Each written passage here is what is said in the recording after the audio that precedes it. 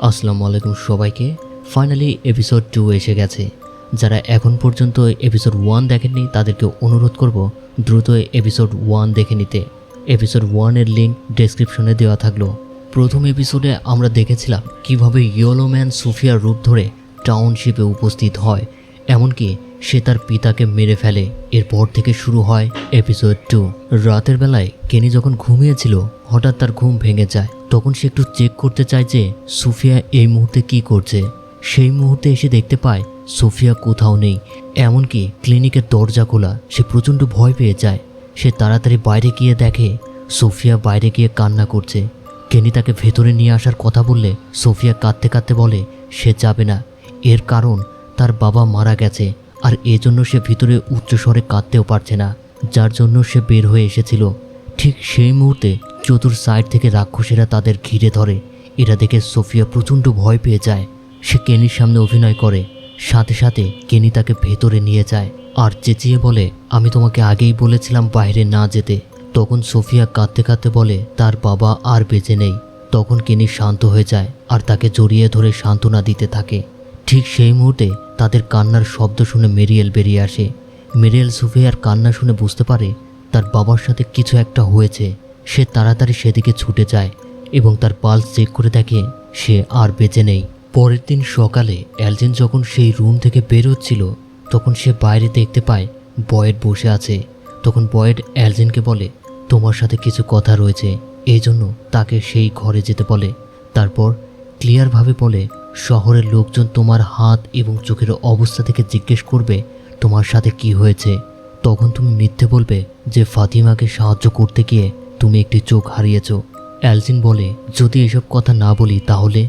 বয়েড বলে যদি না বলো তাহলে শহরের সবাইকে আমি বলবো টিলিকে তুমি হত্যা করেছিলে, অর্থাৎ সেই বৃদ্ধ মহিলাটি। আর এরপর তোমার শাস্তি হিসেবে তোমাকে সেই বক্সে রাখবো, যেই বক্সে রাখলে রাতের বেলায় রাক্ষসেরা তোমাকে ছিঁড়ে খাবে। অর্থাৎ বয়েড সেই বক্সের কথা বলছে যেই বক্সের সিজন 1-এ যে লোকটিকে রাখা হয়েছিল। অতঃপর রাক্ষসেরা রাতের বেলায় তাকে ছিঁড়ে খেয়েছিল। সেই বক্সের কথাই বলা হচ্ছে। এলজিন এবার তার কথা শুনে রাজি হয়। তারপর বয়েড যখন সেখান থেকে চলেই যাচ্ছিল তখন পেছন থেকে এলজিন তাকে বলে সত্যটা তুমি কখনোই চাপিয়ে রাখতে পারবে না, সেটা বের হয়ে আসবেই। উত্তরে বয়েড বলে তোমাকে আগেই বলেছিলাম এটা আমি কখনোই হতে দেব না। এদিকে ডাইনারে রাতের বেলায় অ্যাকোস্টা ঘুমিয়েছিল আর ঠিক সকাল হতেই সেই রেডিওতে অ্যালার্ম বেজে ওঠে। সেই শব্দে তার ঘুম ভেঙে যায় আর সাথে সাথে গুড মর্নিং নামের একটি গান প্লে হয়। আর এই গানের সাথে সাথে দেখানো হয় ম্যাথিউস ফ্যামিলি সহ শহরের প্রত্যেকটা মানুষের ঘুম ভেঙেছে। তখন বয়েড হাত মুখ ধুয়ে কলোনি হাউস থেকে বের হয়ে আসে। হঠাৎ সে শহরের ভেতরে ঠিক যেখানে জিম ম্যাথিউসের বাড়ি সেখানে মোটেল লেখা বড় একটি সাইনবোর্ডের সাথে কিছু একটা ঝুলানো দেখতে পায়। বয়েড সেটা ক্লিয়ার দেখার জন্য ভেতর থেকে একটি দূরবীন বের করে নিয়ে আসে। তারপর সেটা দিয়ে দেখে সেখানে বস্তার ভেতরে কিছু একটা ঝুলানো রয়েছে আর নিচ থেকে রক্ত চুয়ে পড়ছে। এটা দেখে সে প্রচণ্ড ঘাবড়ে যায়। সে আর এক মুহূর্ত দেরি না করে এক দৌড়ে শহরের ভেতরে চলে আসে যেখানে জিমের বাড়ি। ততক্ষণে শহরের সমস্ত লোক সেটা দেখতে পেয়েছে। বয়েড দেখতে পায় চুয়ে চুয়ে রক্ত পড়ছে। ঠিক তখনই প্রচণ্ড ঘাবড়ানো অবস্থায় তাবিতা ঘর থেকে বেরিয়ে আসে, কারণ সে ভেবেই নিয়েছে এটা হয়তো জিমের বডি, কারণ সে গতকাল ঘরে ফেরেনি। অর্থাৎ গতকাল বলতে সিজন 3-র শেষ এপিসোডের কথা বলা হচ্ছে। তখন ইথানও বেরিয়ে আসে আর সেও ভেবে নেয় এটা হয়তো তারই বাবার লাশ। তাবিতা তাড়াতাড়ি ইথানকে ঘরের ভেতরে নিয়ে যায়। তখন সিঁড়ি বেয়ে জুলি নিচে নামছিল। সে তার মাকে জিজ্ঞেস করে কি হয়েছে। তাবিতা তাকে বোঝানোর চেষ্টা করছিল যে তেমন কিছুই হয়নি। ঠিক সেই সুযোগে ইথান এক দৌড় দিয়ে ঘর থেকে বেরিয়ে আসে আর সে বাবা বাবা বলে চিৎকার করছিল। বয়েড তাড়াতাড়ি তাকে আটকায় আর ট্রেলারের ভেতরে এই অংশটুকুই দেখানো হয়েছিল। ইথান তাকে জিজ্ঞেস করে এটা কি তার বাবার লাশ। বয়েড সেই বিষয়ে তাকে উত্তর না দিলেও তাকে উত্তেজিত হতে মানা করে। তখনই তাবিতা এসে ইথানকে তার বোনের সাথে খামারে পাঠিয়ে দেয় যেন তারা দুজন সেদিকে ব্যস্ত থাকতে পারে আর তারা বড়রা এটা ভালোভাবে হ্যান্ডেল করতে পারে। তাবিতা প্রচণ্ড পরিমাণে অস্থির হয়ে যাচ্ছিল, ঠিকমতো দাঁড়িয়ে থাকতে পারছিল না। বয়েড তাকে সান্ত্বনা দেয়। তারপর জেডকে বলে তাকে হেল্প করার জন্য যেন তারা দুজন সেটাকে নামাতে পারে। তারপর তারা দুজন মিলে সেই দড়ি খুলে আস্তে আস্তে নিচে নামায় আর সেটা দেখেই বোঝা যাচ্ছিল তাবিতার ভেতরে কি হচ্ছে। সেই ঝুলন্ত বস্তা নামানো হয়ে গেলে তাবিতার সাহস নিয়ে সেদিকে এগিয়ে যায়। তখন বয়েড সেই বস্তাটা খুলতে গেলে তাবিতা তাকে বারণ করে, কারণ সে নিজের হাতেই বস্তার মুখ খুলতে চায়। তখন তাবিতার হার্টবিট ফুল স্পিডে চলছিল। এই সিচুয়েশনটা আপনার অথবা আমার হলে তাহলে কি হতো, বিষয়টা একবার ভেবে দেখেছেন? তাবিতা কাঁদতে কাঁদতে বস্তার মুখ খুলে দেখতে পায় সেখানে একটি ছাগল। ঠিক সেই মুহূর্তে জুলি ইথানকে খামারে নিয়ে গিয়ে দরজা খোলা মাত্রই দেখতে পায় তাদের বাবার লাশ উল্টো করে ঝুলানো এবং বুকের অংশ থেকে মাংস খুবলে তুলে ফেলা হয়েছে। তারা দুজন সেটা দেখা মাত্রই জোরে একটা চিৎকার দিয়ে ওঠে, আর সেই চিৎকার শুনে সবাই এক দৌড়ে সেখানে চলে যায়। তখন তাবিতা সহ সবাই দেখতে পায় জিমের বিভৎস লাশ। তাবিতা এতটাই ভেঙে পড়ে যে সেটা আর এক্সপ্লেন করার অপেক্ষা রাখে না। জিমকে কারা কারা পছন্দ করতেন তারা সবাই কমেন্ট করুন। জিম আমার অনেক পছন্দের একটা চরিত্র ছিল। বয়েড জুলি ও ইথানকে সামাল দিয়ে অ্যাকোস্টার কাছে দেয়। তারপর সে ভিতরে এসে দেখতে পায় সেখানে লেখা রয়েছে knowledge comes at a cost. বয়েডের মুখের ভাষা হারিয়ে যায়। সে কিভাবে তাবিতাকে এই সিচুয়েশনে সান্ত্বনা দেবে। অপরদিকে সুফিয়া সেই লোকটির সামনে প্রার্থনা করার ভান ধরে মুচকে হাসি দেয়। তারপর প্রার্থনা শেষ করার অভিনয় করে উঠে পড়ে। মনে হচ্ছে সে তার পিতার শেষ বিদায় জানালো। তখন কেনি লোকটির মুখ ঢেকে দেয়। সোফিয়া তাকে জিজ্ঞেস করে এখন আমরা কি করব। কেনি তাকে জানায় এখন তারা বিষয়টা বয়েডকে জানাবে। সোফিয়া জিজ্ঞেস করে বয়েডকে। সে বলে বয়েড হলো এই শহরের একজন শেরিফ এবং ডি ফ্যাক্টো মেয়র। গতকাল সেই তোমাকে এবং তোমার বাবাকে গাড়ির ভেতর থেকে বের করেছিল।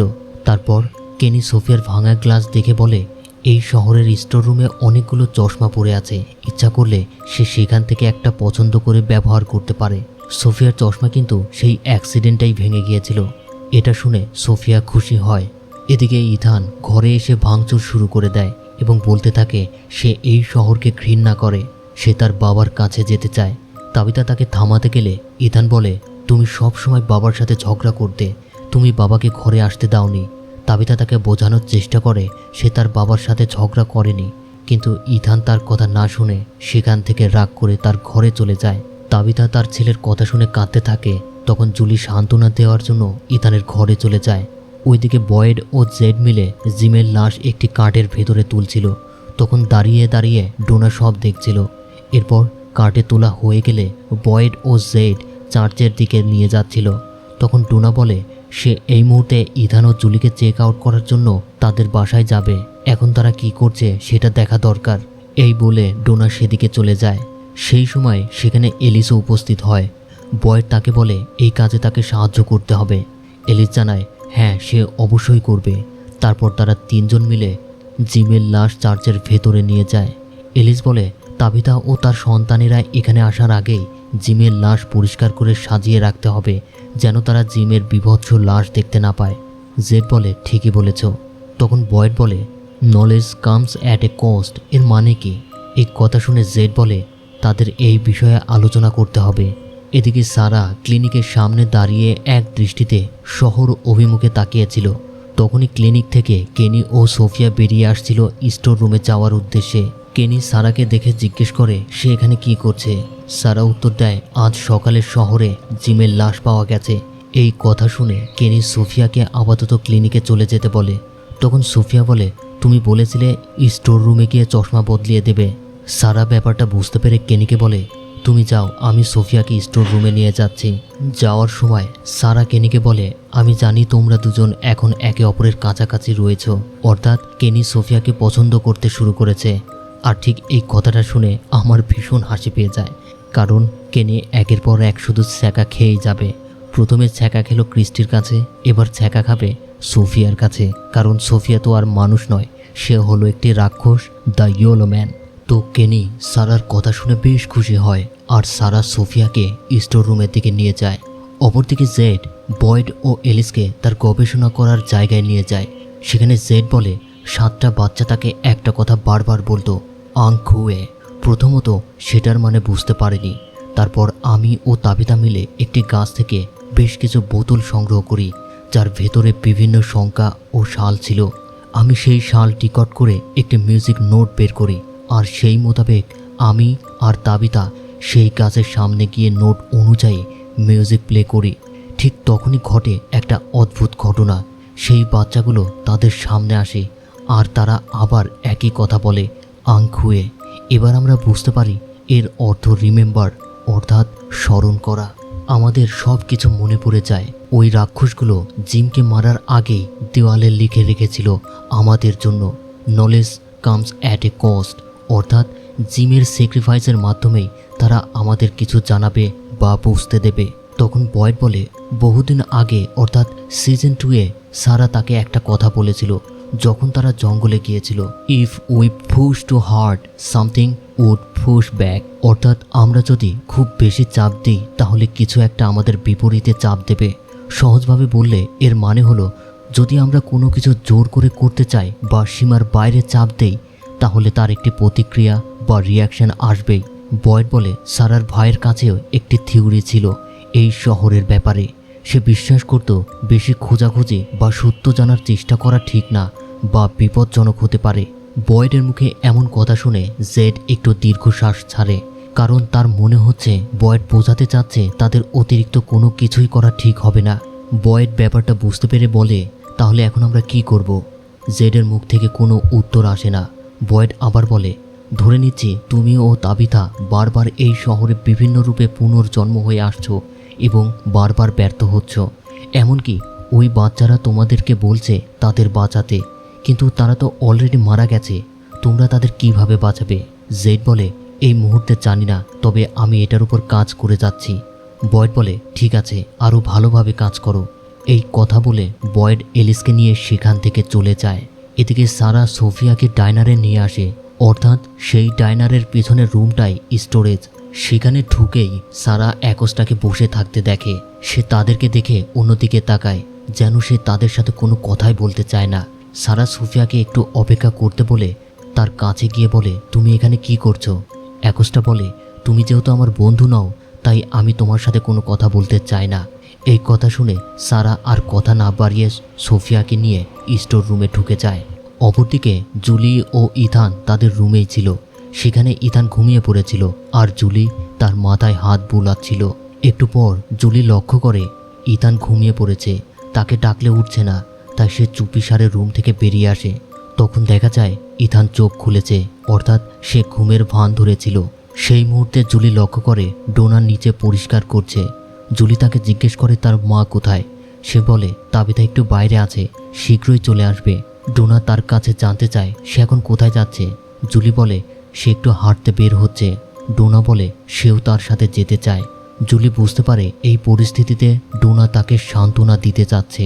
সে বলে সে সম্পূর্ণ ঠিক আছে, তাকে নিয়ে দুশ্চিন্তা করার কিছুই নেই। উপরে ইথান ঘুমাচ্ছে, এই কথা বলে সে বের হয়ে যায়। তখন ডোনা বলে, তোমার যখন যা কিছু লাগবে সংকোচ না করে আমাকে বলবে। এই কথা শুনে জুলি ঘর থেকে বেরিয়ে হয়ে যায়। তারপর সোজা র্যান্ডালের কাছে যায় এবং জানায় তার বাবা আর বেঁচে নেই। র্যান্ডাল দুঃখ প্রকাশ করে। এরপর জুলি বলে সে আবার ওই জায়গায় যেতে চায় যেখান থেকে তারা দুজন প্রথমবার টাইম ট্রাভেল করেছিল। র্যান্ডাল তার কারণ জানতে চাইলে জুলি বলে সে তার বাবাকে বাঁচাতে চায়। এই বলে সোজা হাঁটতে শুরু করে। র্যান্ডাল আর কথা বলার কোনো স্কোপ না পেয়ে তার পিছে পিছে হাঁটতে শুরু করে দেয়। ওইদিকে জেড তাবিতাকে সান্ত্বনা দেওয়ার জন্য খামারে যায়। তখন সে দেখতে পায় ওই ম্যাসেজটি মুছে ফেলার চেষ্টা করছে, কিন্তু সেটা কোনোভাবেই মুছছিল না। সে তাকে থামায় এবং বলে এটা তাদের মেমোরি। রাক্ষসেরা ধীরে ধীরে তাদের কাছে সব কিছু প্রকাশ করছে। তারা আমাদেরকে থামানোর চেষ্টা করছে, কারণ তারা অলরেডি ভয় পেয়ে গেছে যেন আমরা কোনো কিছু আর চেষ্টা না করি। আমার মনে হয় আমাদের উচিত আবার খনন করা, যেন কোনো রহস্য বের করতে পারি। অর্থাৎ বিগত সিজনে আমরা দেখেছিলাম বিদ্যুতের উৎস খোঁজার জন্য তাবিথা তার ঘরের বেসমেন্ট খনন করতে করতে গুহার একটি গুরুত্বপূর্ণ জায়গা বের করে ফেলেছিল, যার ফলে জিম যখন রেডিও সিগন্যালের মাধ্যমে বাইরের দুনিয়ার সাথে যোগাযোগ করছিল তখন ইয়েলো ম্যান জিমকে বলেছিল তোমার স্ত্রী যেই কাজটা করছে সেটা একদম উচিত হয়নি, আর এই ক্ষোভের কারণেই সে জিমকে হত্যা করে। তো জেড বলে এই মুহূর্তে তোমার উচিত তোমার সন্তানদের সাথে থাকা। জেডের কথা শুনে তাবিতা চরম ক্ষেপে যায়। সে বলে এখন কি তাহলে তোমার সাথে ওই বোতলটির নিচে ফালতু ভায়োলিন বাজাবো? তুমি তো কখনো কাছের মানুষকে হারাওনি, তুমি এটার কি বুঝবে? তুমি সব সময় সবাইকে নিজের মতো মনে করো। এই বলে তাবিতা সেখান থেকে বের হয়ে যায়। এদিকে অ্যাকোস্টার মাথায় চিন্তা আসে সে আর এই শহরের ভেতরে থাকবে না, সে বের হয়ে যাবে। তাই সে চুপিসারে ক্লিনিকের অ্যাম্বুলেন্সে উঠে ইঞ্জিন স্টার্ট করে। ঠিক তখনই সেই শব্দে ক্রিস্টি ও মেরিয়েল বেরিয়ে আসে। তারা দুজন তাকে থামানোর চেষ্টা করে, কিন্তু সে কিছুতেই শুনছিল না। তখন তাকে বোঝানোর জন্য গাড়িতে ক্রিস্টি উঠে পড়ে। মেরিয়েল তাকে গাড়ি থেকে নেমে আসতে বলে, কিন্তু ক্রিস্টি তার কথা না শুনে সে অ্যাকোস্টাকে বলে, চলো তোমার সাথে আমিও যাব। অ্যাকোস্টা আর দেরি না করে গাড়ি স্টার্ট করে বেরিয়ে পড়ে। অপরদিকে শেরিফ স্টেশনে কেনির সাথে বয়েডের দেখা হয়ে যায়। কেনি তাকে বলে সে শুনেছে জিমের ব্যাপারে, এমনকি সে এও শুনেছে রাক্ষসীরা নাকি নতুন কোনো মেসেজ দিয়েছে। বয়েড বলে এই মেসেজের ব্যাপারে জেডের কাছে থিওরি আছে, সেটা নিয়ে সে কাজ করছে। কেনি বলে এই শহরের ম্যাক্সিমাম লোকের কাছেই কোনো না কোনো থিওরি আছে। ঠিক তখনই হাঁপাতে হাঁপাতে মেরিয়েল সেখানে চলে আসে আর বলে অ্যাকোস্টা ক্রিস্টিকে নিয়ে অ্যাম্বুলেন্সে করে এই শহর থেকে বের হওয়ার জন্য রওনা দিয়েছে। সে তাকে থামানোর চেষ্টা করেছে, কিন্তু সে কিছুতেই থামেনি। বয়েড চিন্তায় পড়ে যায়। এইদিকে সোফিয়া সারার সাথে স্টোর রুমের ভেতর থেকে বেশ কয়েকটা চশমার মধ্যে একটি চশমা পছন্দ করে। সারা বলে এটাতে তোমাকে বেশ মানিয়েছে। তারপর সোফিয়া সেখানে থাকা পুরনো জিনিসগুলো ঘুরে ঘুরে দেখতে থাকে। সারা বলে এইগুলো বহুদিনের পুরনো, কিন্তু সে কখনো এইভাবে ঘুরে দেখেনি। সোফিয়া এই শহরের নিরাপত্তার ব্যাপারে প্রশ্ন করলে সারা বলে বহুদিন আগে বয়েড জঙ্গলের ভেতর থেকে বেশ কিছু ট্যালিসম্যান সংগ্রহ করে, আর সেই ট্যালিসম্যান ব্যবহার করার পরপরই এই শহরে রাক্ষসদের তাণ্ডব কমে যায়, কিন্তু ইদানিং অনেক বেশি বেড়ে গেছে আবার। এইসব কথা শুনে সোফিয়া এমন ভান করছিল যেন তার মাথার উপর দিয়ে সব কিছু যাচ্ছে। তখন সারা বলে আমার মনে হয় তোমার খিদে পেয়েছে, চলো তোমার খাবারের ব্যবস্থা করি। সোফিয়া বলে হ্যাঁ, তার খিদে পেয়েছে। এদিকে ডোনা লক্ষ্য করে অ্যাম্বুলেন্স নিয়ে কেউ খুব দ্রুত গতিতে তার সামনে দিয়ে বের হয়ে গেল। তখনই ওই অ্যাম্বুলেন্স শেরিফ স্টেশন ক্রস করে। বয়েড তাকে থামানোর চেষ্টা করলে অ্যাকোস্টা কিছুতেই থামে না। ডোনা জানতে চায় কি হচ্ছে এসব। বয়েড বলে অ্যাকোস্টা পালানোর চেষ্টা করছে। সেই মুহূর্তে ইথান লক্ষ্য করে ডোনা সবার সাথে ব্যস্ত রয়েছে, তাই সে একটা ব্যাগ নিয়ে পেছন দরজা দিয়ে বেরিয়ে যায় তার বাবাকে খুঁজতে। অ্যাকোস্টা ওই অ্যাম্বুলেন্সে যাওয়ার সময় ক্রিস্টিকে বলে আমি রাতের বেলায় এখানে এসেছিলাম, তাই ঠিকমতো বুঝতে পারিনি, আর তোমরা আমাকে এখানে আটকে রেখেছ। ক্রিস্টি বলে অ্যালজিনের সাথে যা কিছু হয়েছে সেজন্য তুমি অনেক বেশি পেরেশানের মধ্যে আছো, এই কারণে তুমি এমন করছো। অ্যাকোস্টা বলে তোমার কাজ হলো মানুষের সেবা করা, কারণ তুমি একজন ডাক্তার। সে বয়েডকে উদ্দেশ্য করে বলে সে অ্যালজিনকে অনেক বেশি টর্চার করেছে, যেটা একজন শেরিফের কাছ থেকে কখনো আশা করা যায় না। ক্রিস্টি বলে তুমি তো নিজেও একজন পুলিশ, তুমি যেটা করছো এতেও কেউ ক্ষতিগ্রস্ত বা আহত হতে পারে। অ্যাকোস্টা বলে যে যাই বলুক না কেন আমি পিছে হটব না, যে করেই হোক আমি এখান থেকে বের হবই। তখন ওই পুরনো ধ্বংসাবশেষের দিকে জুলি ও র্যান্ডাল হেঁটে যাচ্ছিল। পেছন থেকে র্যান্ডাল জুলিকে থামিয়ে বলে ওই পুরনো ধ্বংসাবশেষে যাওয়ার পর কি হবে। জুলি একটু চুপচাপ হয়ে যায়। র্যান্ডাল এবার তাকে জিজ্ঞেস করে এক্স্যাক্টলি তোমার বাবার সাথে কি হয়েছে। জুলি বলে ওই রাক্ষসেরা আমার বাবাকে মেরে ফেলেছে। ইথান বলেছিল আমি একজন স্টোরি ওয়াকার, আমি আবার ওই জায়গায় গিয়ে আমার বাবাকে ফিরিয়ে আনবো। জুলি র্যান্ডালকে অনুরোধ করে তাকে এই কাজে সাহায্য করার জন্য। এবার র্যান্ডাল একটু ভেবে বলে আমাকে কি করতে হবে। অপরদিকে তাবিতা চার্চে যায় তার স্বামীকে দেখার জন্য। সেখানে তাবিতা জিমকে উদ্দেশ্য করে বলে সে তাকে কতটা ভালোবাসতো, সে কতটা তাকে মিস করে, সে তার সাথে রাগারাগি করেছে, সেটার জন্য সে অনুশোচনা প্রকাশ করে। এরপর সে সেখান থেকে ফিরে আসে। এদিকে অ্যাকোস্টা ঘুরে ফিরে আবার টাউনশিপে ফিরে আসে। তখন বয়েড হাত দিয়ে ইশারা করে থামানোর জন্য, কিন্তু সে কিছুতেই থামছিল না। ক্রিস্টি তাকে থামতে বললে অ্যাকোস্টা বলে আমি ঘরে বসে দিনের পর দিন ওই রাক্ষসদের জন্য অপেক্ষা করতে আসিনি, আমি এই শহর থেকে বের হওয়ার চেষ্টা করেই যাব। তোমার কি মনে হয় বয়েড তোমাদের ওই রাক্ষসদের হাত থেকে বাঁচাতে পারবে? তোমার ধারণা ভুল, তার কিছুই করার ক্ষমতা নেই। ক্রিস্টি বলে তুমি এটাই মনে করো? অ্যাকোস্টা বলে হ্যাঁ। অ্যাম্বুলেন্স যখন শেরিফ স্টেশন ক্রস করে তখন বয়েড বলে আজ সারাদিন তারা এটাই করে যাবে, তাই সে যে করেই হোক তাদেরকে এখন থামাতেই হবে। সে কেনিকে বলে স্ট্রিপ নিয়ে আসতে, যেটার মাধ্যমে তারা অ্যাম্বুলেন্সকে লিক করবে। কেনির সাথে সাথে সেটা আনতে চলে যায়। অন্যদিকে হেনরি ভিক্টরকে খুঁজতে খুঁজতে সেই খামারে চলে যায়। সেখানে সে দেখতে পায় এক কোণায় ভিক্টর একা একা কথা বলছে। সে বলছে তোমাদের এখানে আসা একদম উচিত হয়নি। হেনরি তাকে বোঝানোর চেষ্টা করলে সে কিছুতেই বুঝতে চাইছিল না। হেনরি বলে ইথান তোমার বন্ধু, এখন তোমার উচিত তার পাশে থাকা। তবুও ভিক্টর একই কথা বারবার বলছিল, তোমাদের এখানে আসা উচিত হয়নি, রাক্ষসেরা তোমাদের সবাইকে মেরে ফেলবে। এবার হেনরি বলে, আমরা সবাই মিলে ওই রাক্ষসের মোকাবেলা করব। এই কথা শুনে ভিক্টর ধীরে ধীরে শান্ত হয়ে যায়। এদিকে জুলি ও র্যান্ডাল সেই ধ্বংসাবশেষের সামনে চলে আসে। জুলি র্যান্ডালকে বলে, তুমি সামনে হাঁটতে থাকো। কথা মতো র্যান্ডাল ভিতরে হাঁটতে শুরু করে, কিন্তু তার সাথে কোনো কিছুই পরিবর্তন হয় না। জুলি তাকে ফিরে আসতে বলে, তারপর বলে, আমি যখন ভিতরে হাঁটবো তখন কোনো খারাপ কিছু হলে তুমি আমাকে ভেতর থেকে টেনে বের করে নিয়ে আসবে। সে তাকে প্রমিস করায়।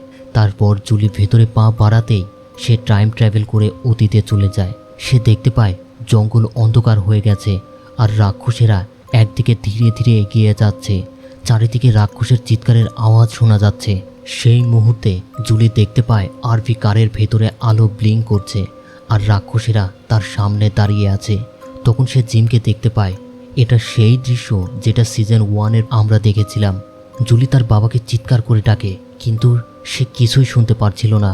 তখন সে দেখতে পায় জিম ডোনার সাথে আরভি কার থেকে বেরিয়ে যাচ্ছে আর বয়েড তাদের ব্যাকআপ দিচ্ছে। তো জুলি তার বাবাকে বাঁচানোর জন্য চিৎকার করে সেদিকে এগিয়ে যায়। তখনই একটা রাক্ষস তাকে ধরে ফেলে এবং মেরে ফেলার চেষ্টা করে। এদিকে র্যান্ডাল দেখতে পায় জুলি কাঁপছে, সে কি করবে বুঝতে পারছে না। তখন জুলি র্যান্ডালের নাম ধরে চিৎকার করতে থাকে।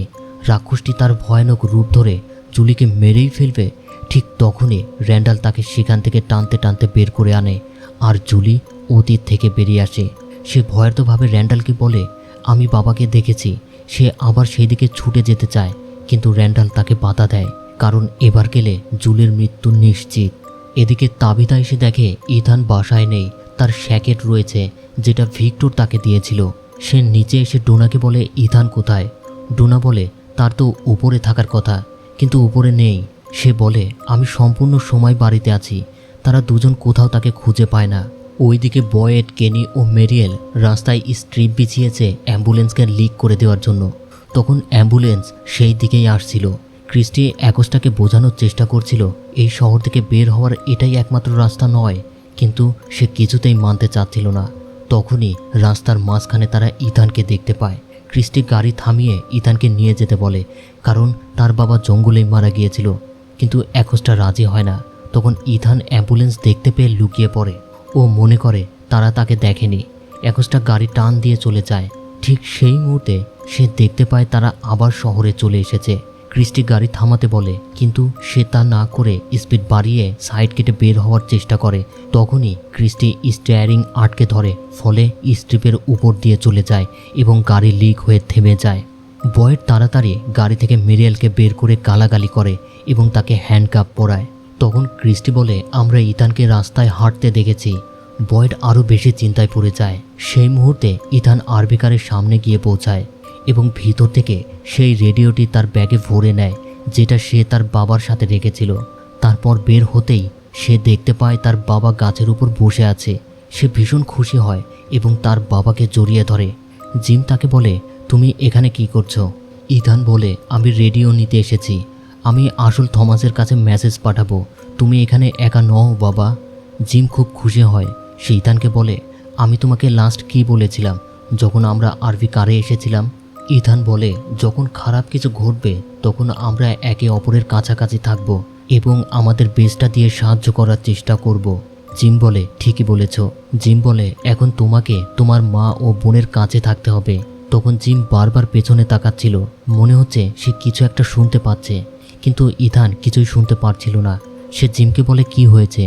জিম বলে, কিছুই না। সে ইথানকে বলে, একটা গুরুত্বপূর্ণ কাজের জন্য তোমাকে আমার প্রয়োজন। যখন আরভি কার দুর্ঘটনায় উল্টে যায় তখন তুমি অজ্ঞান ছিলে। সেই মুহূর্তে তুমি একটি স্বপ্ন দেখেছিলে। তোমার কি মনে আছে সেটা কি? ইথান বলে, হ্যাঁ, লেক অফ টিয়ার্স। অনুবাদ করলে দাঁড়ায় অশ্রু হ্রদ, কিন্তু এখানে সেটা মেটাফরিক বা প্রতীকীভাবে বোঝানো হয়েছে। জিম বলে, সেই লেক অফ টিয়ার্স এখানেই আছে। আমরা দুজন সেটা খুঁজে বের করব। ইথান জানতে চায় কেন। তখনই সে পেছন থেকে তাবিতার ডাক শুনতে পায়, যে তাকে খুঁজতে এসেছে।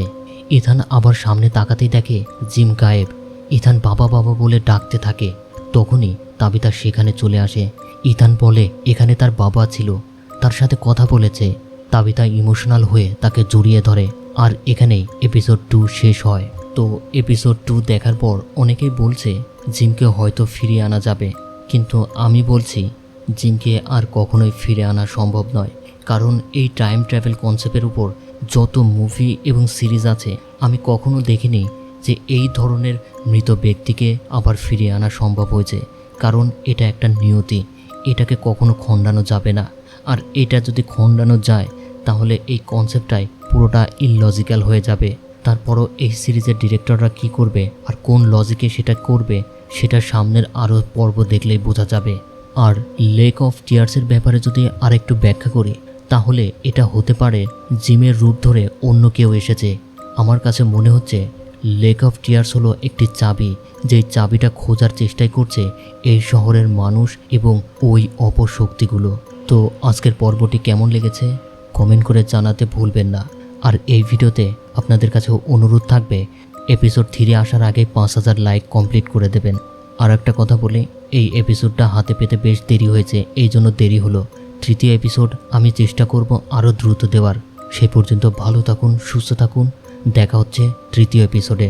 আল্লাহ হাফেজ সবাইকে।